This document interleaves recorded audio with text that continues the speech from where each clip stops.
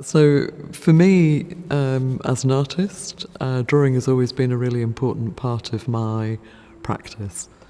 And within this exhibition, there are some key drawings for me, which are really signature drawings, if you like. They're made with charcoal on paper. So charcoal is just burnt wood, it's carbon, it's malleable, it's flexible, it's adaptable. And I'm making drawings that are about adjusting a relationship with that piece of paper, but they're also about adjusting a relationship with what I can see. And two of the drawings, Vestiges and Glance, are drawings that are made using mirrors, and they're drawings which are really about trying to explore what it's like to be inside a body. So they're self-portraits but not self-portraits. They're trying to deal with the inherent discrepancy between what you see when you look at yourself in a mirror, what you feel, and what other people perceive. They're very large scale, so they've usually been shown propped as though they're mirrors, which alludes to their relationship to the mirror and to looking, and the way that they apprehend the viewer in space. The scale is really critical because they're very much about sharing intimate moments on a grand scale, on a large scale.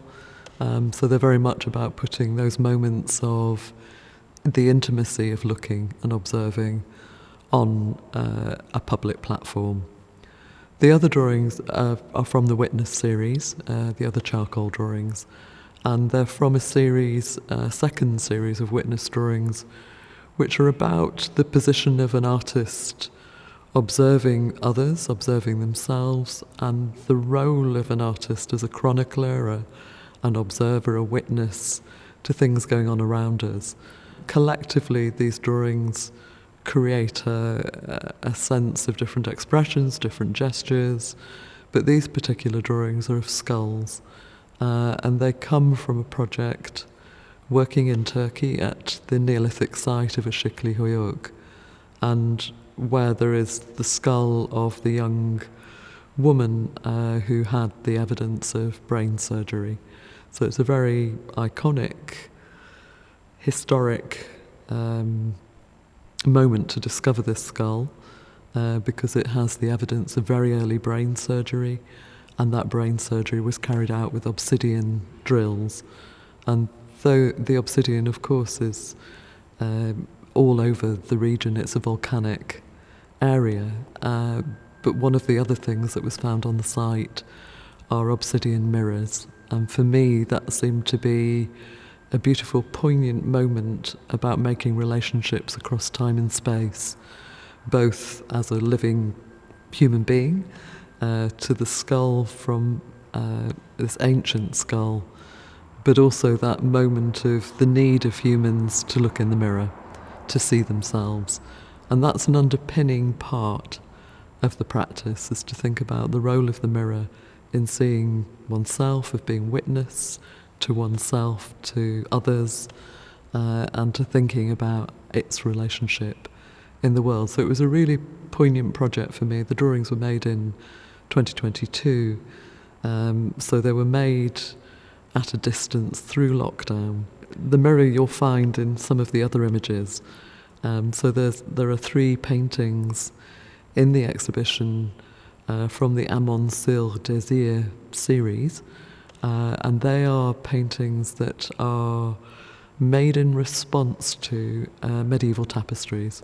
So they're made in response to medieval tapestries in the Cluny Museum in Paris, and they're tapestries that I was always very obsessed by, saw them a lot, saw them regularly over many, many years, and found them really enigmatic, charismatic, engaging as subjects. They're images that, well, the tapestries themselves have been very commercialised, so the images are found in fragments all over the world on bags and cushions and all sorts of things. So I felt very, for me it was an important moment to say privately in my studio, I need to explore what my fascination with these paintings is. So I actually made a cycle of them. There are 6 tapestries in the museum. They very much relate to the senses, the 5 senses, and a 6th sense, a medieval 6th sense of the intellect or the soul.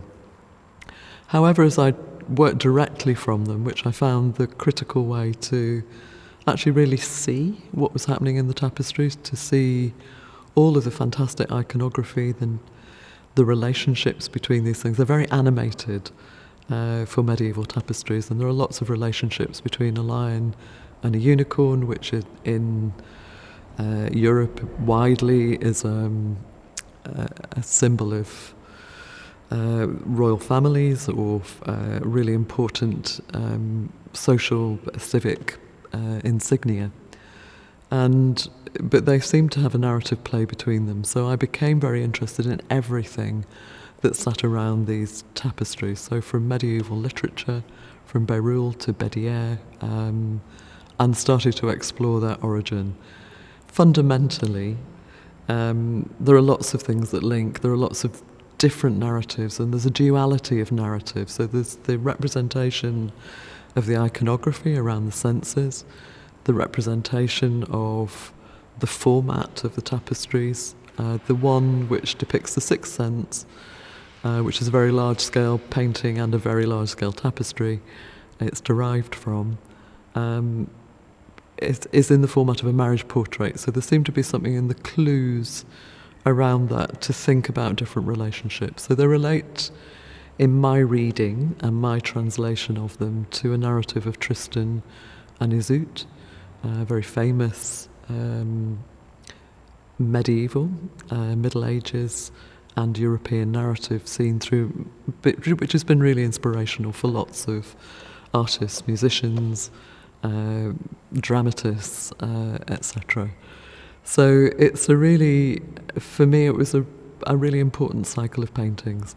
Fundamentally what they do is repossess, just as the drawings do, images of women.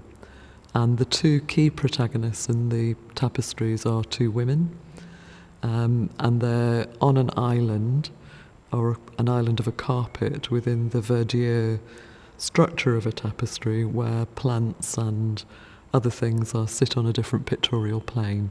So in a painterly way, or as a painter, they're really interesting in their construction, but they also reveal through that a sense of these isolated moments. And I became really interested in how these 2 women and their reverie within these kind of bowers or places, gardens, private gardens, private moments, communicated together. So I was interested in that relationship, and interested in the way that might relate to the narrative of Tristan and Iseult, with Iseult and her servant Brangaine, and also seeing the unicorn as Tristan and the lion as the king, as Mark. So there's a fundamental set of play between the iconography, the depiction and the reading. And for me that duality and placing and exploration, they're playful, they're celebratory, and everything within them reaffirms the narrative, the sense of what they're about. So in touch, everything is being touched by a human hand. So you've got leopards with collars, you've got monkeys with collars. In taste, they're enjoying oysters, but everything is eating and tasting something and enjoying that moment. And likewise, in sight, which links, I think, to my interest in mirrors, we see them being observed by the lion and the unicorn in the mirrors that they hold. So there's a chevalier mirror, a tall dress mirror, on a stand through which you can see the lion observing the 2 women, and the hand mirror that the central figure holds is also has the reflection of the unicorn. So they're very playful around that relationship of being observed, of the witnesses watching them, And of course that plays into the nature of any pictorial image and its audience, joining the presentation of content, subject, matter and form. So the paintings are really important, and they're they're a really significant series. They took a very long time to make, and it's actually a real joy to be able to show them in this context. They sit at the heart of the practice, so painting for me has always they're very vibrant in colour, so they're very theatrical, they're very luminous. The luminosity of the paint is really important to me, and it's that sense of painting of being a stage.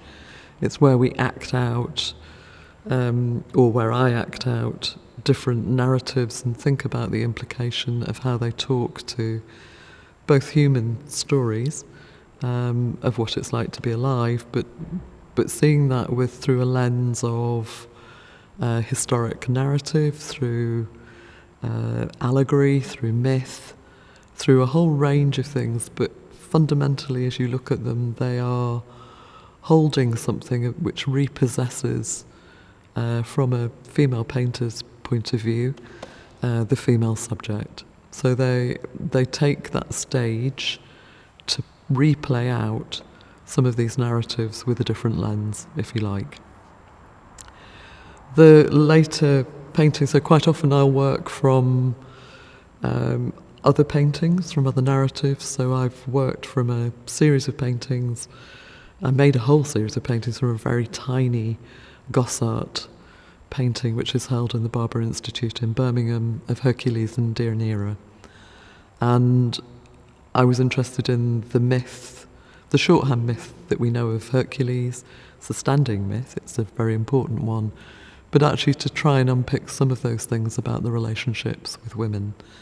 And Deianira was his second wife in the narrative, in the myth, who in the end killed Hercules. So the ultimate strong Hercules was felled, if you like, by a woman, and by a woman that he knew very well.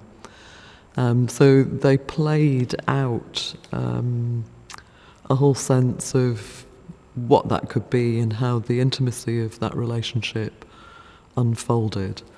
And so there's a painting here which relates to Deianira, and the narrative of Hercules and Deianira is that Hercules marries Deianira, he carries her, they travel away from their wedding and they need to cross the river Styx, but the centaur Nessus intervenes and he attacks Deianira. He attempts to rape her, and Hercules kills Nessus the centaur. Nessus, as he's dying, gives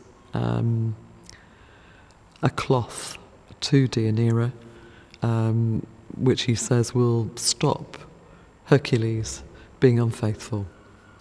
And of course Hercules continues on in his realm, is unfaithful, but Deianira has kept the fabric or the potion, and I like the idea of the relationship of these women and their potions and various things which do different things, the magical within things, but the Deianira decides in the end that she knows that Hercules is being unfaithful, and you'll see in this image there are shadowy images, there are veils, there are people watching, so it's a very visible relationship, and she has the moment where she decides to take the cloth and use it as advised by Nessus. Why? Who would know?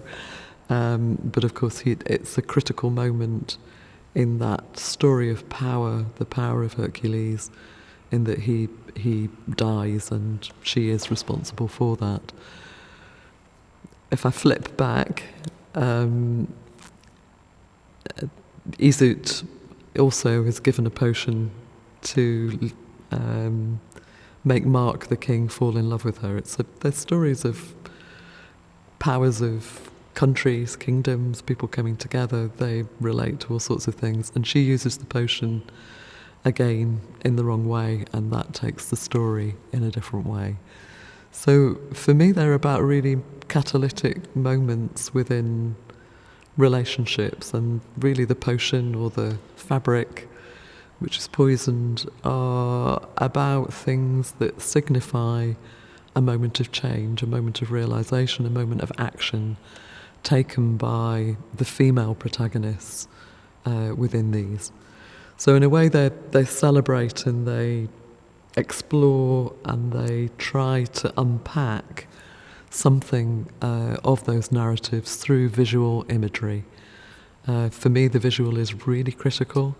It's the way I think, it's the way I see what I'm thinking, and it's a way of exploring and testing those subjects. And the subjects, of course, have a deep content at the heart of them. Alongside them, I'm quite often making fast, fluid ink drawings, which are just made in a very exploratory way. They're made very directly onto the paper. I don't quite know what the images will be, but they are expanding the narrative and testing different pictorial solutions within that. So the Amon sur Désir series of paintings had dozens of, many drawings that went alongside it that explored different aspects of, the female protagonists and what they were doing in very small, intimate ways, sometimes in quite dramatic ways. They might be riding the lion, they might be just withdrawing in a tent in reverie, they might be in the shadow of a bird, they might be playing with some of these animals or other events within the paintings. So they relate to the paintings, they relate to the source material, and they make a space in between that creates a series, much in the vein of a set of album drawings, if you think of Goya or Tiepolo. They are drawings that have a sequential chronicling of a narrative, and it's a contemporary interpretation of a historic event. They're drawn very directly. They sit at the heart of what I'm doing. And the Moonrakers series, which the show is named after, are the latest sequence of paintings. They're paintings that try to utilise some of that directness of working in black and white. So they could be seen as very big drawings that respond to those ink drawings. They're made in a similar way by drawing directly onto the canvas, finding the subject matter. And the first large Moonrakers painting was made during lockdown, and I would say it gestated through lockdown. It was made over quite a long period, quietly adjusting it from time to time, because I wasn't really sure quite what I was responding to. It again is about witnessing things, and that's probably a very long-standing theme that runs right the way back through the work and through the paintings, including back to when I was artist in residence at Durham Cathedral in the late 1980s. And you have the protagonists there who seem to be watching something. So we've got a set of figures watching something happening. There are lots of nets, there are lots of veils, there are lots of things that allude to interim spaces that give privacy or hide things. That's a consistent through all of the works and the way that I've just talked about them. So there's a veiling and a revealing. These are different things are happening, and one of the things that is really prevalent through the work is the sense of using an image of the moon and the theatrical light that gives, and the way that theatrical light or moonlight illuminates the things that you want to draw attention to, much as you would on a stage within the work. But the Moonrakers title comes from, I made them in my studio, which is in Wiltshire, and where I was in lockdown which was extensive in the UK. So I was making the drawings for, in response to Asikli Höyük, I was making this painting and series of paintings. And they were all really about looking on and observing something that you couldn't quite make sense of. So that sense of duality and dual meaning was really important. But the title, to go back to where I was, the title Moonrakers comes right at the end of making the painting. And it's a narrative, it's a very English narrative, it's a very local narrative to the studio, in that, again, 16th century, I think, narrative of people in Wiltshire who were smuggling. And they were smuggling contraband and probably brandy and alcohol. But they were smuggling and hiding things in the village pond, so in a lake pond in underwater. And they would go and retrieve their contraband at night by moonlight, and they were caught. They were found by the customs and excise customs people, and they pretended as country people that they were just trying to catch the moon catch cheese on the surface of the water, which of course was the moon's reflection.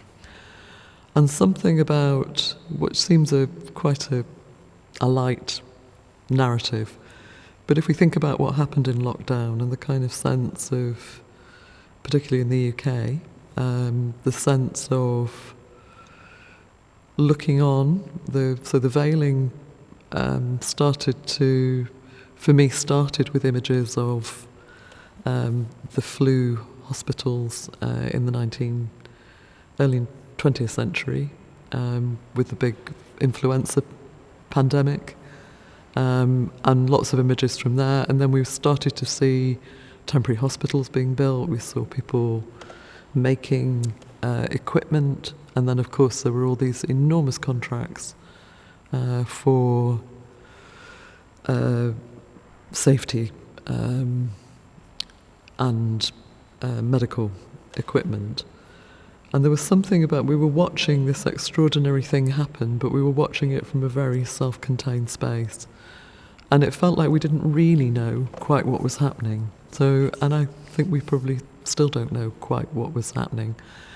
But there was something about the sense of the moon revealing things, and the sense that people were looking on, and they were looking on with different intent, and some people were being completely devastated. So within this black and white image, there are lots of different layers of things that are happening, but you've got 3 or 4 characters who are in different spaces. They're kind of alluded, but you see on an allusion to water, a moonlit reflection, which takes on an image.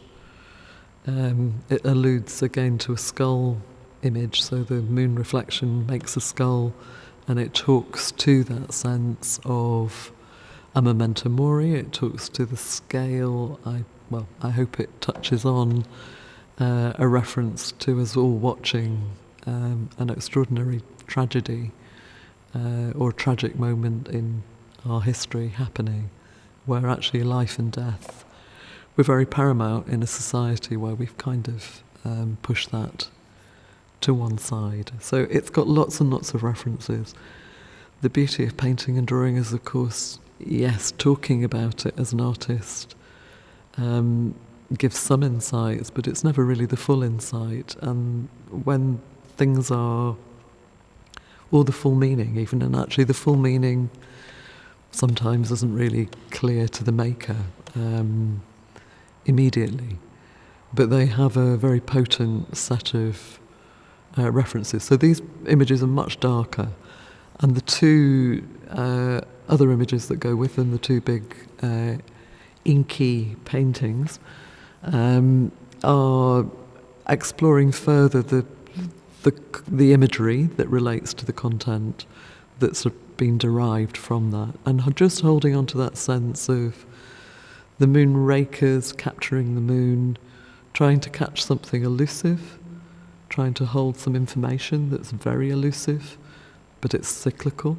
And it also is a moment when we reflect on what we can see, because it's brought into clear vision in that relationship as the full moon, which is featured through these. Pictorially, they also double. So the moon is also just a space. So it becomes the curve of a curtain, it becomes the horizon. It does all sorts of things. So the nature of the work is that it has lots of illusory elements that you can enter at different levels. You can just really enjoy the sense of the drama that may be happening within them, but you can also start to unpack a whole set of different things, I hope, within them. They also, for me, break ground.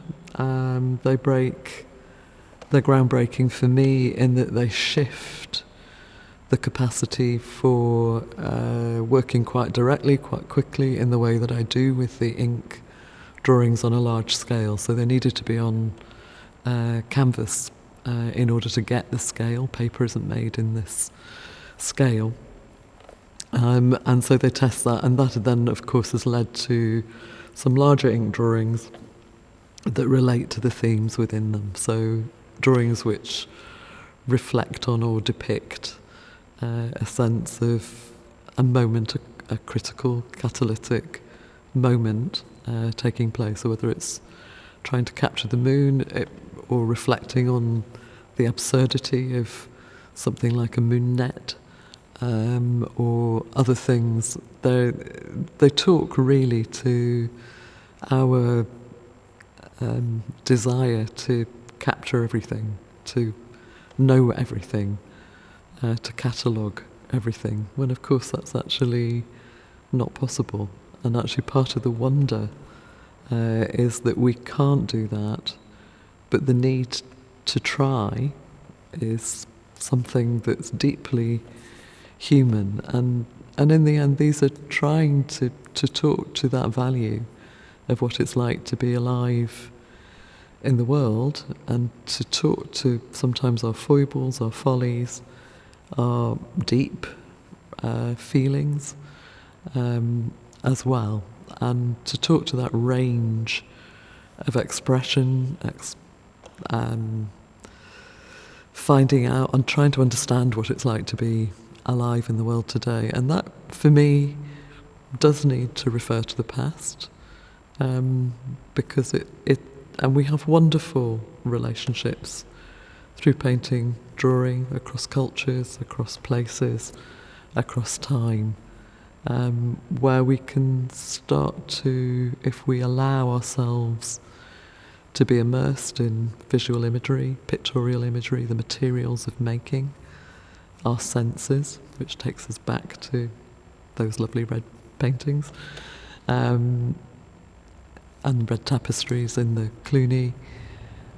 It's how do we understand ourselves as sentient beings? How do we understand how we navigate the world? And how do we create things that communicate in other ways? So they're deeply iterative, just in the way that when we have a conversation, we're iterating our thoughts. I'm passionate about the way that paintings and drawings hold a space that is both iterative and present, and yet also puts down a marker in time, and which is just crystallising, capturing a moment.